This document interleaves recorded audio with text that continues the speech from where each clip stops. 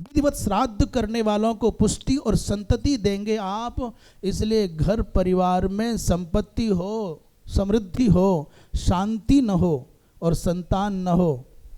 सब कुछ है, गाड़ियां बहुत बड़ी बड़ी है, मकान बहुत बड़े बड़े, पर सब लड़ रहे हैं। अचानक रोगी हो जाते हैं, अचानक भड़क उठते हैं, बच्चा नहीं हो रहा है, समझ लेना घर में पितृदोष है। आपने देवताओं की पूजा की, समृद्धि आ गई, पर पितरों को नहीं पूजा है। और जब तक पितृ पूजा ना होगी, कई लोग आजकल कहते हैं नहीं भाई गीता जी में लिखा है किसी को नहीं पूजना है, बस एक एक, क्यों एक रोटी खा लो ना, क्यों दाल चाहिए, चावल चाहिए, सब्जी चाहिए, अचार चाहिए, मीठा चाहिए।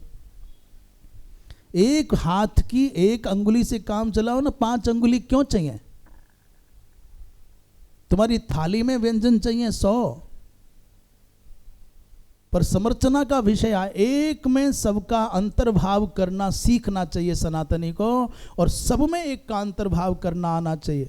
तुलसीदास जी महाराज जैसे, उनके जैसे भी, उनसे भी बड़े भक्त आजकल के लोग हो गए। तुलसीदास जी महाराज ने सब देवताओं की उपासना, आराधना और प्रार्थना की, पर प्रेम मांगा भगवान के चरणों का। अपने इष्ट देव की कृपा प्राप्त करने के लिए सबको प्रणाम करो,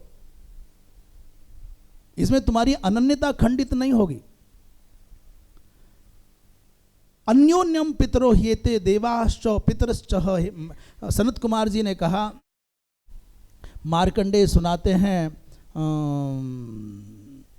भीष्म को, और सनत कुमार जी सुनाते हैं मार्कंडेय को, तब से देवता और पितर एक दूसरे के पोषण में लग गए, एक दूसरे की पूजा करने लग गए। पितर कितने होते हैं? तो प्रायः मुख्य 7 पितर हैं। 7 पितर कौन कौन? 4 मूर्तिमान है, सुकाल, आंगिरस, सुस्वधा और सोमपा, और 3 अमूर्त पितर हैं, वैराज, अग्निश्वात और बर्हिषद।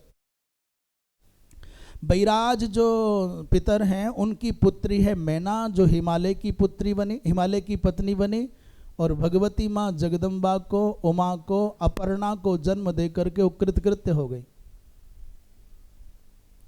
जिन अपर्णा माता पार्वती का विवाह भगवान शंकर के साथ हुआ, अपर्णा का 3 कन्याएं थी उनको, माता मैना को, अपर्णा, एक पर्णा और एक पाटला। एक पर्णा का विवाह असित देवल के साथ हुआ, और एक पाटला का विवाह जैगीषव्य के साथ हुआ। दूसरे पितर हैं अग्निश्वात, उनकी मानसी कन्या है अच्छोदा, जो बाद में माता सरस्वती बनी, माता सत्यवती बनी, काली, सत्यवती, मत्स्यगंधा, ये नाम उनके हुए, जिन्होंने वेदव्यास जी महाराज को प्रकट करके जीवन को धन्य बनाया। तीसरी जो कन्या है बर्हिषद पितरों की, वो है पीवरी, जिसका सुखदेव जी महाराज के साथ में विवाह हुआ। हाँ, सुखदेव जी महाराज का विवाह हुआ और पत्नी का नाम था पीवरी। वो बर्हिषद नाम के पितरों की कन्या थी। सुकाल वशिष्ठ के पुत्र हैं। स्वर्गलोक में इन पितरों की आराधना ब्राह्मण करते हैं। इनकी मानसी कन्या है एक श्रृंगा गौ। अग्निस्वात नाम के जो पितर हैं ये अंगिरा के पुत्र हैं और क्षत्रिय कुल के द्वारा पूजित हैं। यशोदा नाम की इनकी पुत्री है, जिसने दिलीप को जन्म देकर के, महाराजा दिलीप को जन्म देकर के जीवन को धन्य बनाया। और सुस्वधा नाम के जो पितर हैं ये पुलह के पुत्र हैं और वैश्यों के द्वारा पूजित माने जाते हैं। इनको बिरजा नाम की कन्या प्राप्त हुई जो नहुस की भार्या बनी। सोमपा नाम के जो पितर हैं ये अग्नि के पुत्र माने जाते हैं और शूद्रों के द्वारा समर्चित माने जाते हैं, और इनको नर्मदा नाम की कन्या प्राप्त हुई।